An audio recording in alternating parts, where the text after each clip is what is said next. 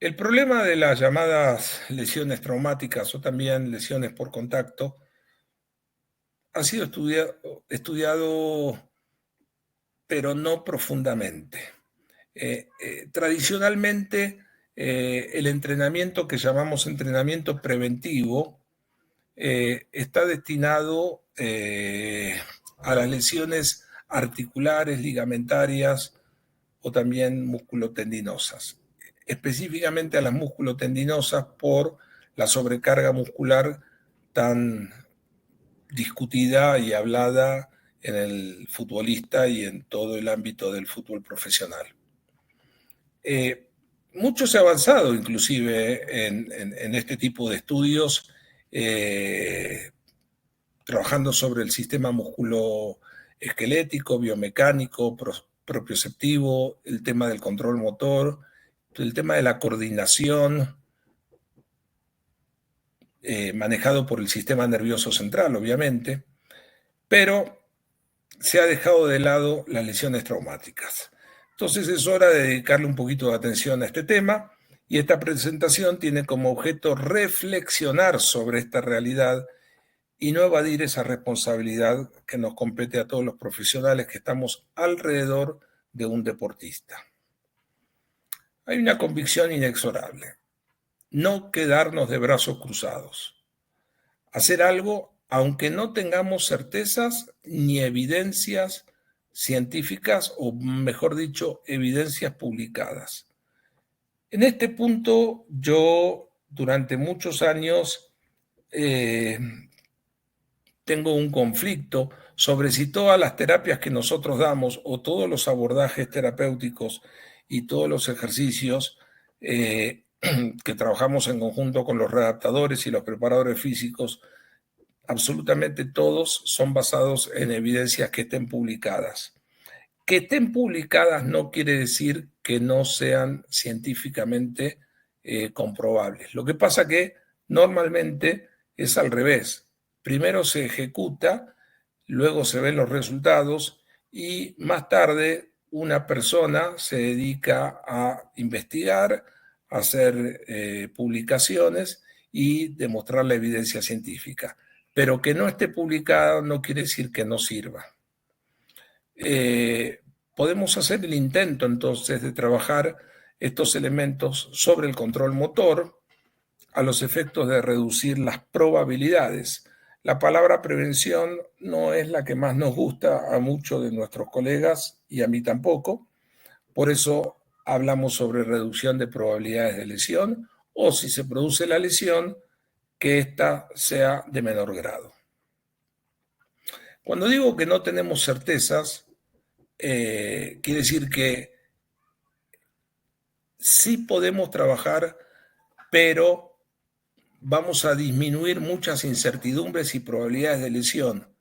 Y en algunos casos, estadísticamente al final, como a mí me ha pasado en un trabajo que presenté hace 5 años en el 2018 en la Federación Francesa de Fútbol, sobre el trabajo estadístico de reducir este tipo de lesiones, sí demostramos en ese trabajo, meramente con estadísticas, que sí se puede reducir o por lo menos disminuir las probabilidades de lesión, porque tuvimos en ese momento, no recuerdo exactamente, pero comparado un torneo con el otro, con el mismo equipo o por lo menos con los mismos jugadores que yo estudié, que eran 15 jugadores que jugaron los dos torneos en el Club Santos Laguna 2017 y 2018, con el mismo cuerpo técnico, en un torneo donde no trabajamos de esta manera, tuvimos alrededor de 286 días de jugadores no disponibles. No todos pertenecen al mismo jugador, pero sumando todos los jugadores que no estuvieron disponibles, y en el otro torneo donde sí trabajamos, ese número bajó a 80 aproximadamente días durante el torneo del fútbol mexicano. Entonces, sí podemos disminuir esas incertidumbres y básicamente esas probabilidades. El problema es que no tenemos evidencia experimental solamente es una estadística la cual hicimos. Hay pocas posibilidades de testear el tema porque las circunstancias de las lesiones traumáticas son múltiples y menos aún podemos realizar experimentos, no podemos andar lesionando a los jugadores o al deportista a ver qué pasa, y si no se lesiona con lo que hacemos, qué bueno, y si se lesiona, lo lamento, ¿no? Porque es su trabajo y no podemos arriesgarlo. Pero tenemos la certeza de algo, y la certeza que tenemos es que vamos a recibir muchas objeciones por parte de inclusive los mismos colegas.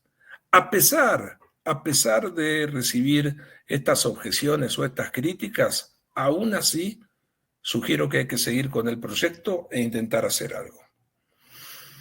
Hay un compromiso moral, hacer algo para reducir las probabilidades de este tipo de lesiones traumáticas. Si vemos el problema, si lo vemos que existe, no podemos mirar a otro lado. Es imposible no comprometerse. Hay una necesidad de hacer algo. ¿Cuáles son las estrategias conocidas? Bueno, las evaluaciones funcionales, cualquiera o varias de ellas, como el FMS, que es Functional Moving System, las pruebas kinésicas dinámicas, los test de salto, el hop test, los test de fuerza isocinesia, los test de movilidad en tobillo, rodilla, cadera, los desbalances, los acortamientos. Todas estas evaluaciones sumadas a las evaluaciones ortopédicas sobre estabilidad específica de rodillas con sus maniobras de camilla, nos dan cierta información, por ejemplo, de desbalances o de compensaciones que hace el cuerpo. Y esa estrategia podríamos ir orientándola para decir, bueno, si este jugador de fútbol, yo porque trabajé 12 años en el fútbol, pero si fuese otro deporte de contacto, también puedo hablar de ese deporte. Lo que pasa es que no tengo la experiencia en eso, en otros deportes. Pero todo eso nos puede conllevar a armar un plan preventivo. Por poner un nombre, y no vamos a discutir si es el correcto, pero en base a los resultados de dichas evaluaciones ponemos esos ejercicios preventivos. Algunos son grupales, otros son individuales. En general, esos ejercicios trabajan sobre la movilidad, sobre la fuerza, sobre la flexibilidad, sobre la estabilidad o sobre la propiocepción. Básicamente trabajan sobre estos temas, esos ejercicios. Entonces, bueno, por ejemplo, nos encontramos de fortalecer el glúteo medio, el cuádriceps, los isquiotibiales, los gemelos. Podemos filmar, podemos mejorar la técnica de movimiento, del despegue, el aterrizaje, las técnicas de la carrera, de los desplazamientos, los cambios de dirección, inclusive corregir o ser más efectivos. Tenemos herramientas con ejercicios isométricos, con ejercicios propioceptivos, ponemos protocolos de recuperación, es decir, regenerativos. Tenemos una buena comunicación con los colaboradores, con los jugadores, con los cuerpos técnicos, con todo el departamento de ciencias aplicadas al deporte, ya sea médicos, nutriólogos, fisioterapeutas, preparadores físicos, psicólogos, y armamos inclusive hasta protocolos de activación o preactivación previo a los entrenamientos. Inclusive podemos hacer un análisis de los antecedentes lesionales en alguna articulación o en algún músculo que tenga el jugador. Sin embargo, todo esto que dije y muchas más cosas que se hacen en el fútbol mexicano no alcanza. Las lesiones traumáticas no bajan su porcentaje. Entonces, ¿qué está pasando? ¿No sirve todo esto? Sí sirve, solamente que hay que tener en claro que esto no alcanza para prevenir. Imagínense si solamente trabajaríamos sobre fortalecimiento y creemos que el fortalecimiento es la solución. En realidad el fortalecimiento es durante el periodo que el deportista está fortaleciendo, pero no solamente eso. Si un futbolista recibe por atrás un golpe o un empujón o lo que sea, y no hay una previa co-contracción, vamos a decirlo así, de los músculos estabilizadores. Entonces, tampoco es la solución el fortalecimiento. Uno dice, bueno, no, olvídate del glúteo, olvídate de la cuádriceps isquiotibiales gemelos, vamos a ir al core. Perfecto, estoy totalmente de acuerdo. La fuerza, la velocidad, la calidad del movimiento va a salir del core, es decir, de la zona media del tronco, ¿no? O desde la cintura escapular hasta la cintura pélvica. Es correcto eso. Sin embargo, tampoco alcanza, porque finalmente quien manda en el cuerpo humano es el sistema nervioso central, es decir, el sistema nervioso vegetativo, compuesto por el sistema simpático y el sistema parasimpático. Y sobre eso no trabajamos. Entonces, quien le va a dar la orden a esos músculos es el sistema nervioso central y las fascias, que pertenecen al sistema nervioso vegetativo también. En realidad, los ligamentos o las estructuras cápsulo-ligamentarias no le van a dar la estabilidad para que no se esguince ese tobillo o esa rodilla. Sin embargo, sí le va a dar la información. ¿Qué información? Información neurológica propioceptiva de los receptores que están en esos ligamentos y que de alguna manera los ligamentos son portadores de nervios y son portadores de propioceptores. Y esa es la información que tenemos que aprovechar. Las primeras observaciones que vemos es que advertimos que son distintos los niveles desde los cuales se puede de alguna manera abordar o no considerar este tema. Proponemos analizar algunos momentos que quizá debieran preocuparse por el problema. Por un lado está dejarlo al azar. Es decir, este tipo de situaciones suceden y no podemos hacer nada. Esa es una postura. La segunda postura es que como falta un análisis desde el punto de vista del control neuromotor, aunque por suerte se ha avanzado mucho de esto, no podemos hacer mucho al respecto. Y la ausencia del planteo es el problema. Es decir, los profesionales involucrados no hacen otra cosa que preocuparse más de lo mismo. O vamos a decir, en vez de preocuparse, ocuparse más de lo mismo. Y ya dijimos que no alcanza. ¿Cuáles fueron las primeras sospechas de estos colegas con los cuales debatimos el tema y las inquietudes y los interrogantes? Al observar distintos deportistas muy habilidosos, vemos que tienen menos golpes recibidos, ¿no? Entonces, la habilidad, ser habilidosos, ¿qué es? Abajo está la foto de Messi evadiendo una patada. A Messi, como cualquier futbolista, le tiran infinidades de patadas. Sin embargo, en la carrera de él, ¿cuántas veces estuvo o cuántos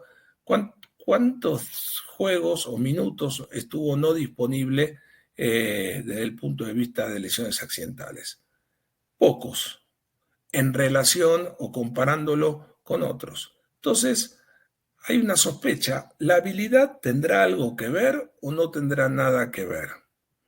O también vemos otros deportistas, como deportistas de artes marciales o deportistas de carreras de motos, que se la pasan cayendo y golpeándose y se levantan. Y de repente, un golpe parecido en un futbolista no se levanta, o se levanta y no puede continuar. En el caso de estas caídas, es algo sospechoso que no prestemos atención a cómo caer y por eso vamos a hacer algunas interpretaciones. ¿Qué pasa con los habilidosos? Bueno, la observación en cámara lenta de los jugadores habilidosos en el fútbol permite ver que evaden o esquivan con gran destreza y velocidad, pero no es algo pensado, es algo anticipado. En las artes marciales, la capacidad de caer, lo primero que te enseñan cuando haces un arte marcial es a caer. Desde niño, cuando empiezas a hacer un, no sé, judo o cualquier arte marcial, lo que te enseñan es a caer. De tal manera que la probabilidad de lesiones comprometedoras está muy reducida porque saben cómo amortiguar los golpes o absorberlos. El cuerpo absorbe no en un solo punto, sino en varios puntos el golpe. Yo nunca he visto, en los 12 años que estuve trabajando en el fútbol, que a los chiquitos de fuerzas básicas, en las categorías infantiles, les enseñen a caer. Por lo menos donde yo trabajé, no me tocó verlo. El tema de las carreras de moto, es más, yo voy en bicicleta despacio y me caigo y me fracturo un hueso. Y estos deportistas van a casi 200 kilómetros por hora o más inclusive y se caen y parece que no sucede nada. ¿Qué es lo importante? Estudiar las lesiones con detalle, evaluar y trabajar las situaciones emocionales propias del deportista y de las situaciones de juego.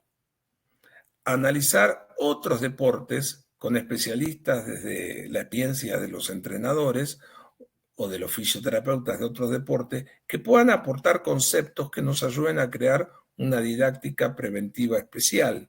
¿Para qué? Para el fútbol. Y aplicar las neurociencias. Las neurociencias en el deporte se basan en el entrenamiento neurocognitivo visomotor. Neuro está claro, cognitivo está claro. Visomotor, hay una relación directa entre la visión y la ejecución motora. La visión es la puerta de entrada de toda la información que tiene el deportista. Un poquito la audición, un poquito el tacto, pero la visión en el deporte de contacto es fundamental. Y eso hay que entrenarlo. ¿Cuál es el supuesto entonces?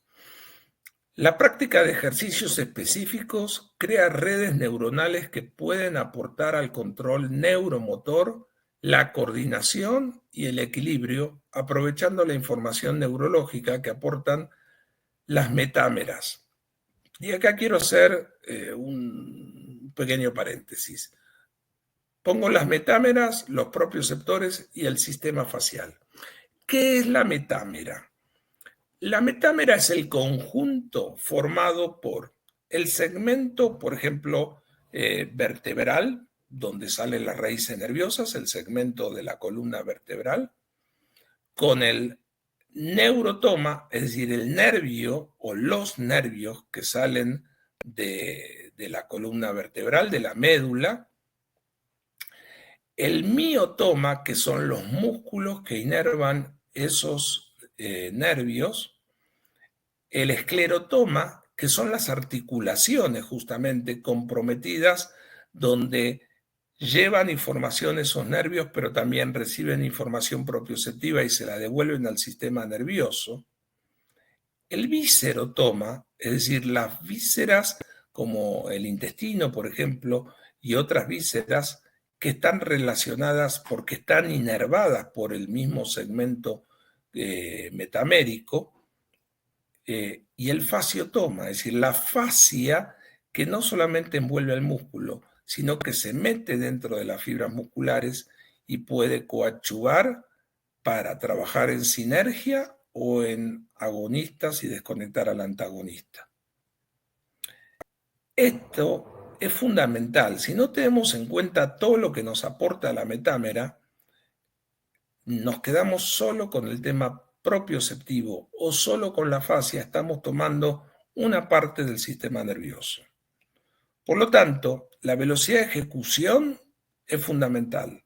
La toma de decisión es importantísima y todo eso hay que hacerlo con el mejor control, o mejor dicho, con la mejor calidad de movimiento, más que mejor control. Entonces, mejorando la velocidad resolutiva en distintas situaciones de disputa con el otro, con el adversario, tomando decisiones muchas veces al margen de la conciencia. El que piensa, pierde. El jugador de fútbol no debe estar pensando. Justamente la toma de decisión ya viene previamente a la conciencia.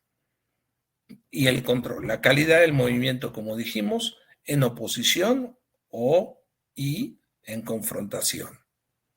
¿Cuáles son las dificultades? Las dificultades son clasificar este tipo de lesiones. No es sencillo encontrar entonces una propuesta absoluta en relación a las lesiones traumáticas por contacto, ¿no?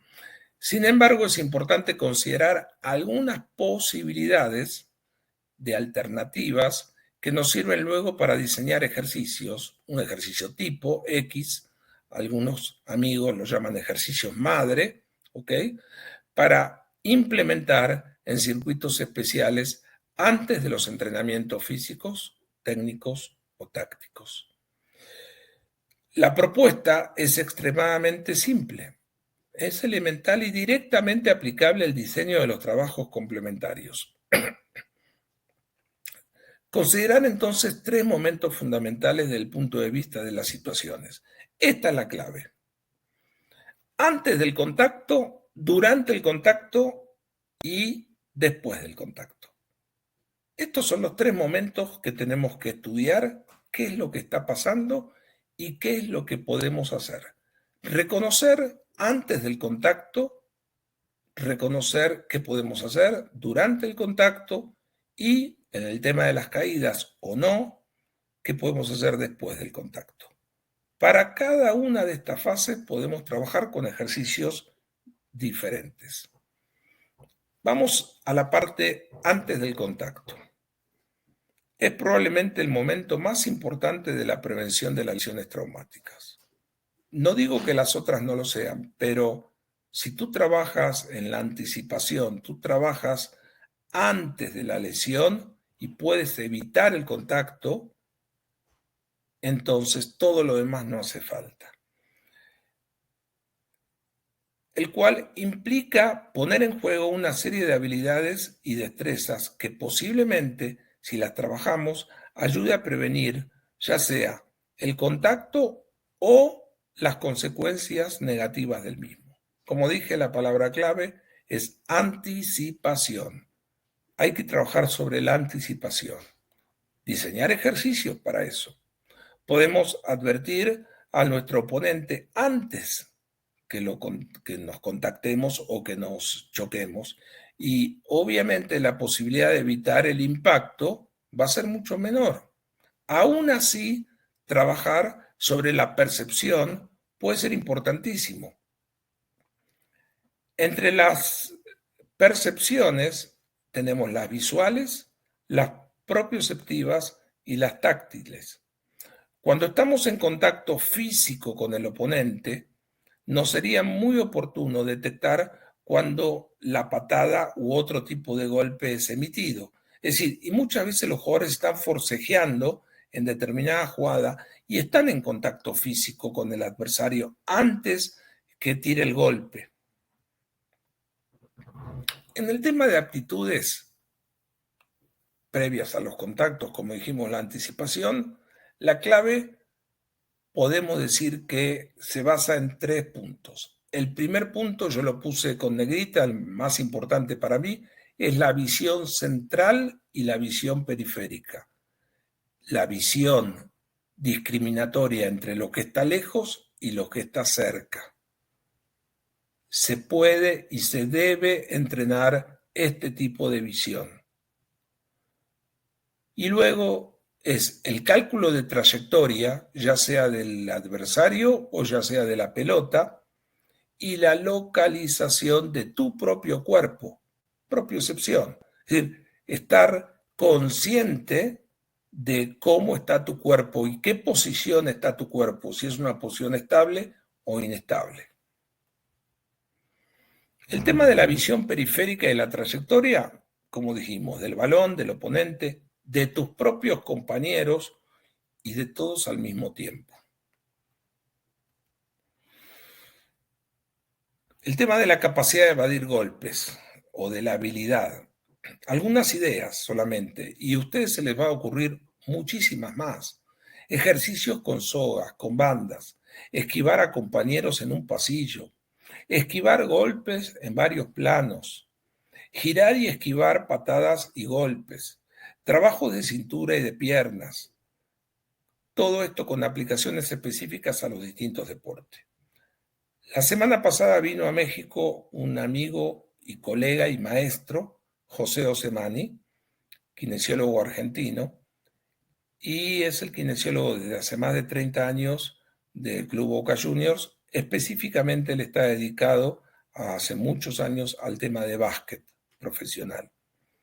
Y un ejemplo concreto es lo que él me decía, agarrar tenis, las botas de tenis de básquet, y ponerlas alrededor de la cancha y hacer que el jugador pivotee con la pelota y evada y en algunos casos pise los tenis que están ahí. Saltar para rebotar una pelota o agarrar un rebote de una pelota y caer sobre un tenis de estos o evitar caer sobre un tenis de estos. Son ejercicios muy sencillos que se pueden hacer.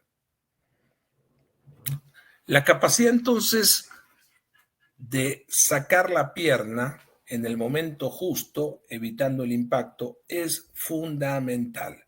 Sacar la pierna. ¿En qué trabajamos? En distintos planos y en distintos ejes, con elementos variados, obviamente interferentes o sin interferentes, y a velocidades variadas. Es decir, ¿para qué? Lo más difícil acá es evadir una orden que mandó el cerebro, es inhibir una orden que mandó el cerebro. La orden del cerebro fue pegarle a la pelota y ya todo mi cuerpo, desde el punto de vista biomecánico o neuromecánico, mejor dicho, se preparó para pegarle a la pelota. Pero vi una acción del rival y tengo que cambiar totalmente ese movimiento. Y en vez de ir al choque, tengo que sacar la pierna. No es tan fácil, pero si no lo entreno nunca, nunca va a suceder que puedo sacar la pierna y siempre voy a terminar yendo al choque. Existen dos posibilidades entonces para los contactos. Ante la disputa con el oponente, yo puedo ofrecer resistencia o ceder y dejar ir. Si no logré sacar la pierna, yo tengo estas dos posibilidades. Ofrecer resistencia es decidir ir a trabar una pelota o poner la pierna fuerte, lo que se dice normalmente, y procurar hacerlo antes y con mayor energía que el adversario que nos disputa. Lo importante no es la energía, sino es el antes. ¿Por qué? Porque ganas el punto de apoyo. Por otro lado, ceder y dejar ir es no disputar.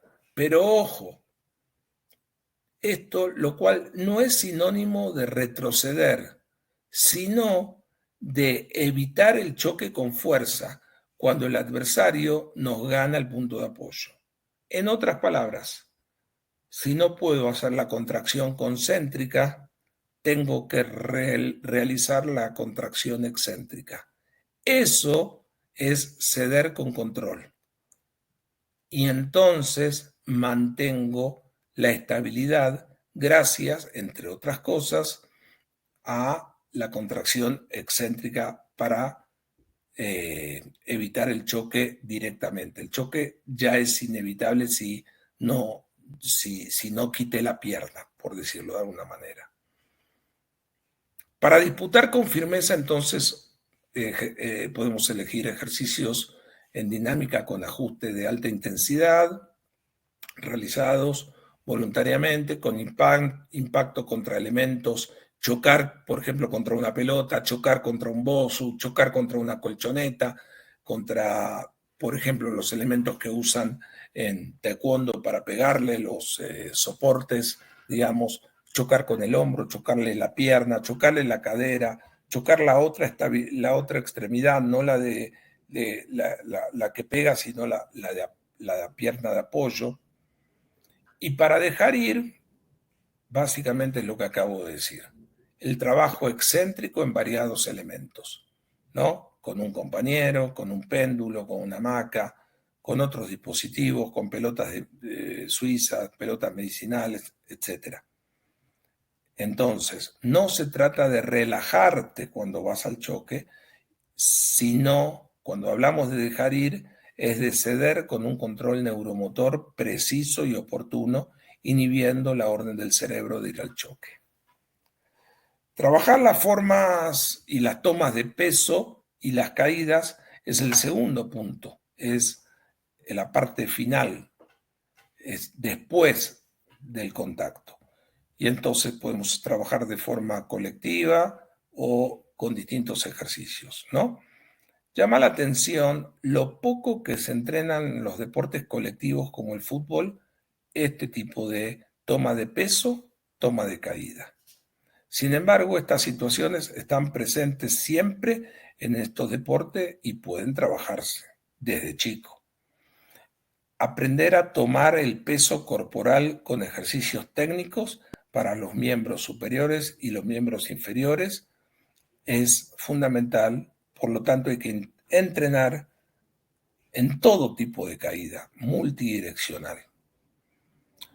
Las posibles perturbaciones que podemos ejercerle al ejercicio para irlo complicando son los golpes previstos en los hombros, son golpes imprevistos, son jaladas o bandas elásticas, son las restricciones perceptivas, poca luz o alguna restricción perceptiva con lentes determinados para el entrenamiento, obviamente, distintas superficies con distintas irregularidades, etc.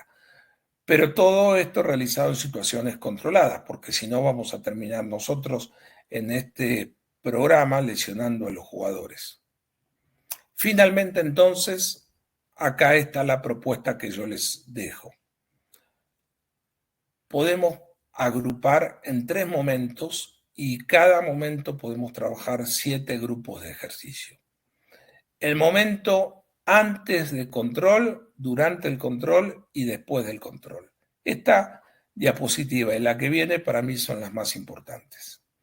Antes del control, visión periférica, cálculo de trayectoria, estimaciones propioceptivas que nos manda el cuerpo osteoarticular y las evasiones y los esquives. Durante el contacto, oponer firmeza o ceder con control, lo que hablamos. Llego y gano el punto de apoyo o pongo certeza, pongo firmeza. No cedo, pero con contracción excéntrica. Y después del contacto, ya hablamos, la toma de peso y las caídas.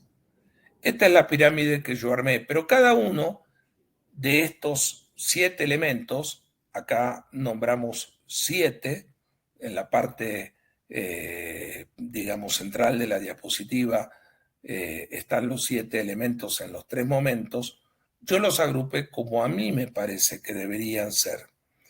Pero eso no quiere decir que cada uno lo agrupe igual. Esto es vamos a decir, un rompecabezas que cada uno arma. Según Edu, estos 7 grupos iniciales de ejercicios para toma de decisión, obviamente, aprovechando el trabajo, como dijimos, de las neurociencias, tendríamos que armar un programa con perturbaciones, incluirlas progresivamente desde lo más específico posible al deporte que estamos trabajando, aplicar la variabilidad y la velocidad de los ejercicios, lento, rápido o explosivo.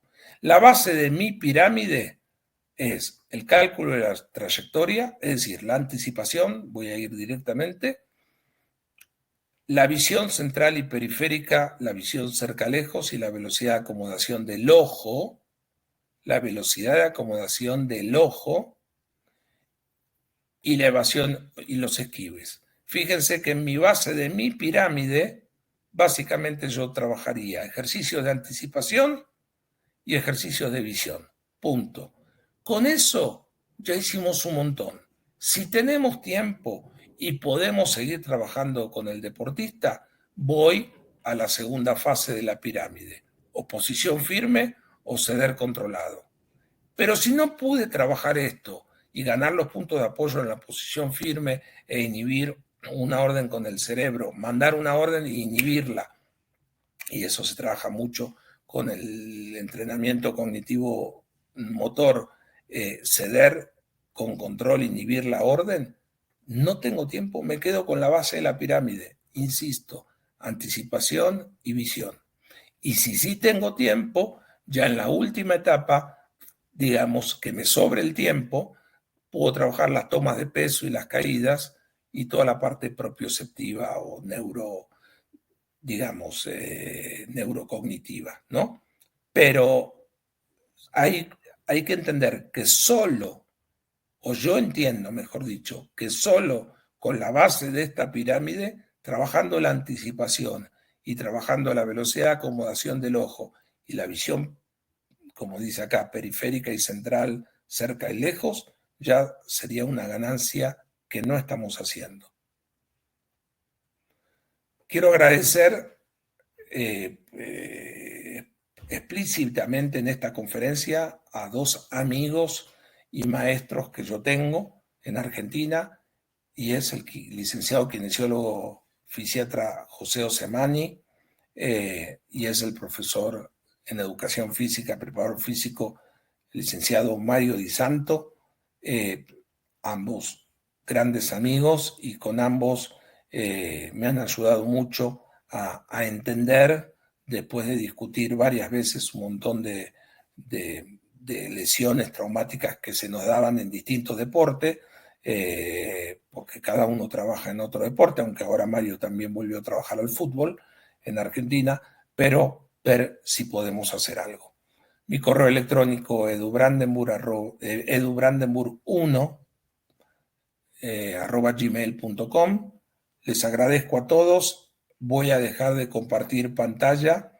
Si quieren tomar nota de mi correo electrónico, si alguno quiere la presentación, yo no tengo ningún problema, se las pasaré. Me mandan un correo electrónico, solamente díganme en dónde me escucharon, en qué ámbito, porque por ahí doy otras conferencias en otros ámbitos, y cuál es el tema de la conferencia. Nos pregunta Daniel de Ecuador, ¿cómo evito lesiones en ejercicios combinados como el triatlón? Ok, yo no soy especialista en el triatlón, pero se me ocurre algunas cosas. Cuando yo hablo de deportes de contacto, no hablo de correr, de nadar, ni de andar en bicicleta. Hablo de jugar al rugby, de jugar al fútbol americano, de jugar al fútbol soccer, de jugar al básquet. Esos son deportes de contacto. El triatlón no entraría dentro de los deportes de contacto. Sin embargo, y ahora pensando en voz alta, se me ocurriría trabajar sobre distintas superficies, ya que en el triatlón se corre, creo que 42 kilómetros, si mi memoria no me falla, no, 10 kilómetros se corren en el triatlón, y se rueda en la bicicleta, creo que 42 kilómetros, pero bueno, más allá de eso, el rodar en bicicleta en distintas superficies o el correr en distintas superficies puedo llegar a entrenar con distintos interferentes, desbalances durante la corrida, para prevenir, por ejemplo, si se puede, un esguince de tobillo. Pero como no es un deporte de contacto, no es tema de esta plática. Tema de esta plática son deportes de contacto. Entonces yo ahí más bien vería qué es lo que está pasando si se guinza reiteradamente el tobillo, qué está pasando con la posición metamérica, neurológica, que le da la información a los músculos de ese tobillo. Sinceramente, perdón, pero esta plática va destinada a deportes de contacto, como lo dije. Muchas gracias.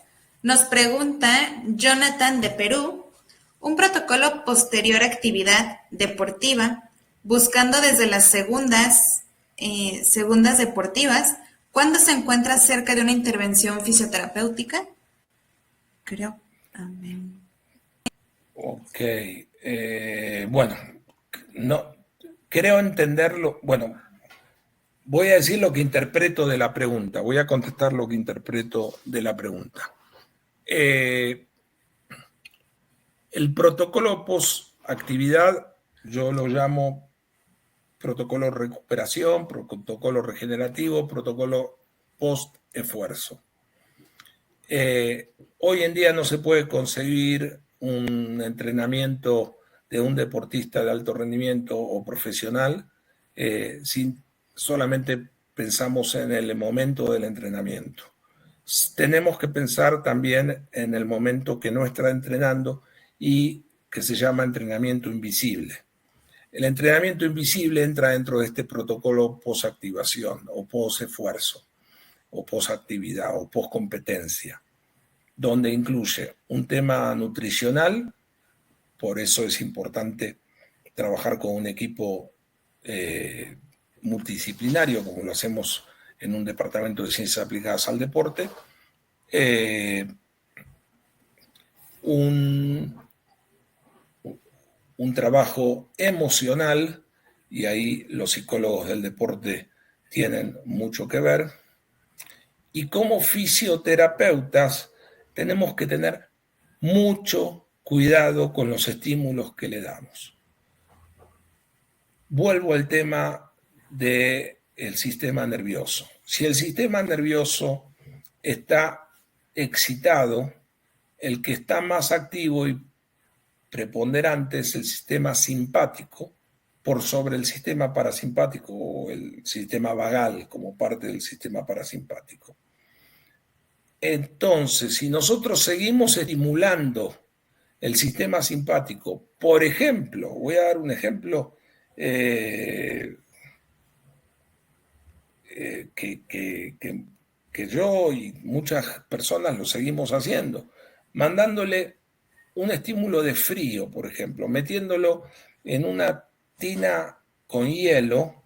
Hay que dosificar muy bien el tema de cuánta temperatura tiene, si tiene 8 grados, si tiene 10 grados, si tiene 12 grados el frío, y cuánto tiempo lo voy a meter, y si voy a contrastar con calor, porque el frío va a seguir estimulando el sistema simpático, y si bien puede ser analgésico, a nivel de las terminaciones sensitivas nerviosas, el sistema simpático le va a seguir mandando una orden neurológica, por ejemplo, la frecuencia cardíaca del corazón, que se mantenga alta, y toda la absorción intestinal de los nutrientes que me da el nutriólogo no van a ser efectivas, y yo necesito que sean efectivas.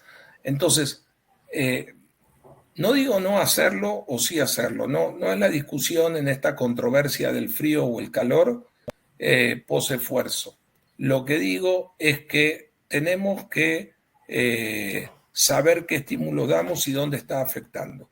Si nosotros al otro día vamos a ponernos a trabajar, qué ejercicios le vamos a poner, es fundamental. Pero también posterior al ejercicio, qué actividad le pongo. Yo personalmente le pondría un trabajo más bien de movimiento consciente, más bien de movilidad con ejercicios de flexibilidad suave, gentil.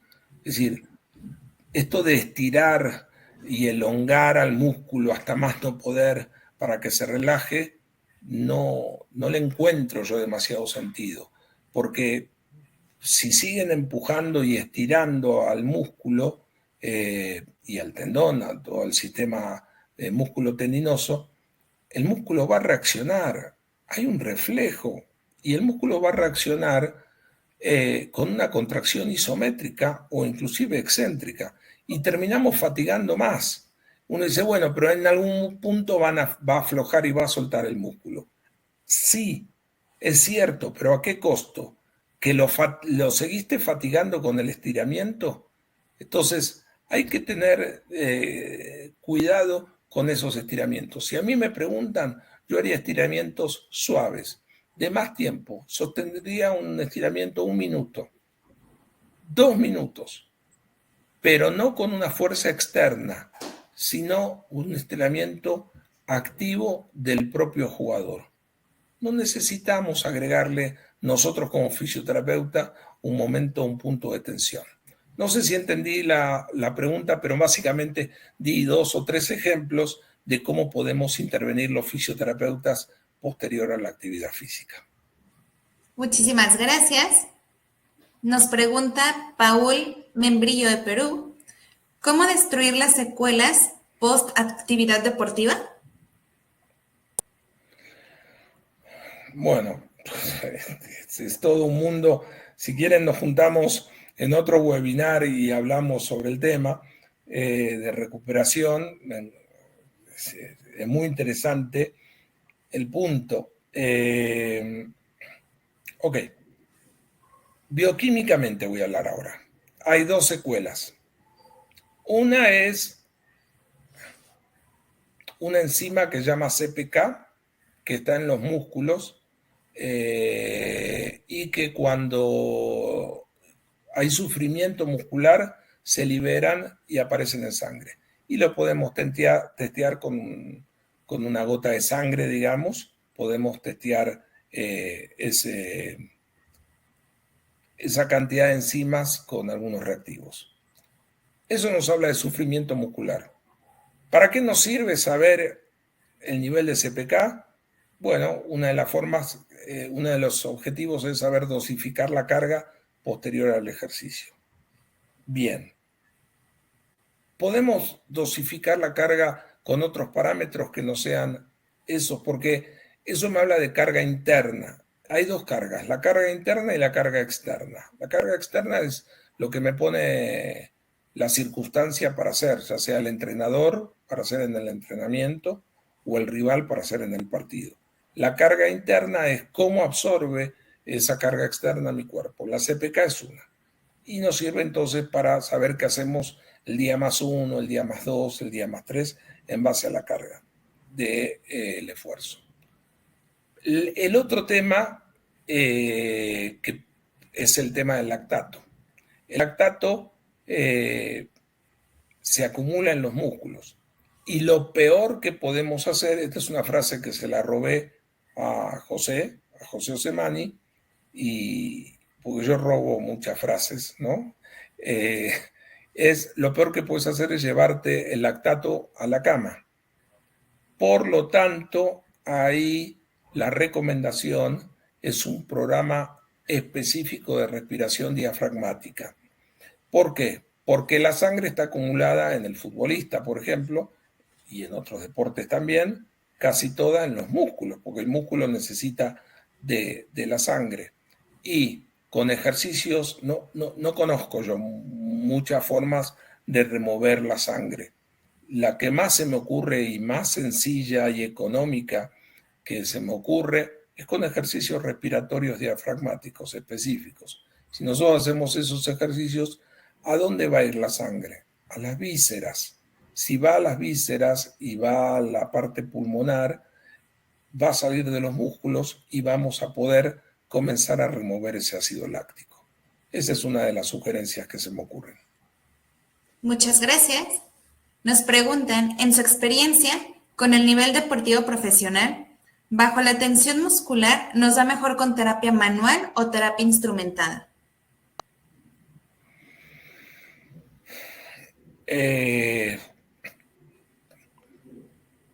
Ambas terapias A ver, ambas terapias son adecuadas. Ambas terapias son adecuadas. La diferencia es que con la mano a mano pura, con la mano directamente sobre la piel, es decir, podemos nosotros detectar ciertas cosas que con una herramienta de madera, de plástico, de metal o del material que sea, por ahí no podemos detectar diferencias en el tono, ¿no? No hablo solamente del tono muscular, hablo del tono neural. Vamos a irnos un poquito más profundo, ¿no? Ver cómo está la fascia. Entonces, la mano es fundamental para eso. La herramienta, sin embargo, tiene otro propósito. Depende qué herramienta utilices, pero la herramienta estimula otros receptores subdérmicos. Y al estimular otros receptores subdérmicos, entonces estamos trabajando otra vez sobre el sistema nervioso y es importantísimo. No responde igual el corpúsculo de Pacini que Ruffini, no responden igual. Entonces, la herramienta es importante también para eso. Yo utilizaría las dos cosas, respondiendo utilizaría las dos cosas. Aparte, después de 30, 40 años de trabajar como fisioterapeuta, también nuestras manos se fatigan y nuestras articulaciones se lastiman y entonces la herramienta nos ayuda también a prolongar la vida útil de nuestra profesión nosotros como fisioterapeutas.